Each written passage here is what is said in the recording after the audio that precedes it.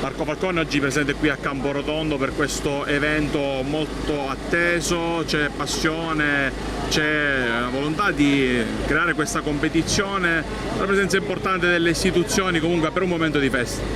Ma certamente una competizione sana all'insegna dell'allegria, della simpatia, della gioia, all'insegna dello sport sano che crea crescita e sviluppo per i territori. Qua l'amministrazione Rapisarda, a cui va certamente il nostro applauso, ha voluto riorganizzare dopo 23 anni un grande evento, questo slalom in corsa a Camporotondo, che vede la partecipazione di 75 iscritti, di 60 autovetture provenienti da tutta la Sicilia. Rappresenta certamente la crescita di questo territorio, la promozione, e anche qua io devo dire oggi più che prima si riafferma la presenza e l'importanza degli enti di area vasta come le province, che devono garantire la viabilità, che devono garantire il sostegno a queste iniziative che portano certamente ricadute economiche anche nel territorio. Siamo particolarmente soddisfatti e vogliamo ringraziare, mi sento di ringraziare tutti gli organizzatori, a iniziare da Laura Di Nicandro, a tutti gli organizzatori, Nando Salerno,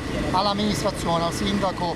Filippo Rapisarda, a cui va certamente il nostro apprezzamento, e confidiamo che l'anno prossimo si possa ripresentare e riproporre una manifestazione ancora più articolata, ancora più ariosa e certamente verso il prestigio di questo nostro territorio catanese e siciliano.